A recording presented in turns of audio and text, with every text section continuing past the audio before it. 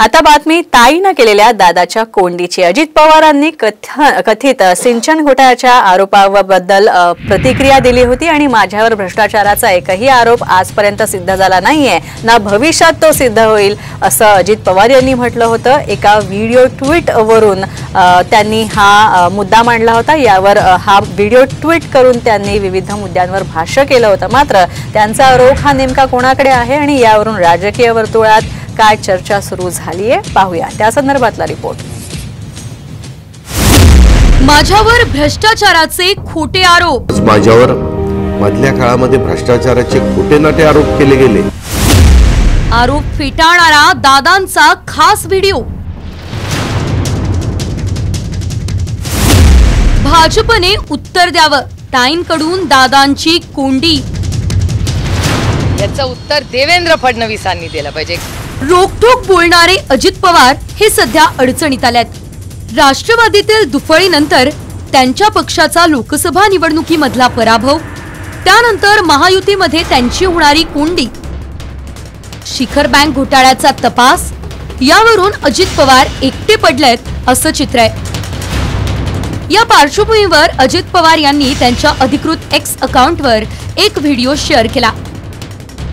या व्हिडिओमध्ये त्यांनी अर्थसंकल्पातील महत्त्वाच्या तरतुदी, विरोधकांकडून करण्यात येणारी टीका आणि त्यांच्यावर मध्यंतरीच्या काळात करण्यात आलेले भ्रष्टाचाराचे आरोप या संदर्भात सविस्तर भूमिका मांडली।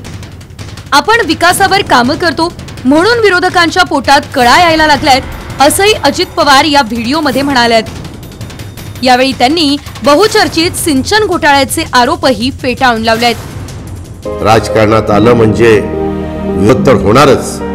जो जास्त काम करतो त्याला तर थोडा जास्तच विरोध होतो आणि सहन पण करायला लागतो। म्हणूनच माझ्यावर मधल्या काळामध्ये भ्रष्टाचाराचे खोटे नाटे आरोप केले गेले। माझ्यावरील भ्रष्टाचाराचा एकही आरोप आजपर्यंत सिद्ध झालेला नाही। तर अजितदादांनी केलेल्या या दाव्यावरून सुप्रियाताईंनी त्यांना कोंडीत पकडलंय।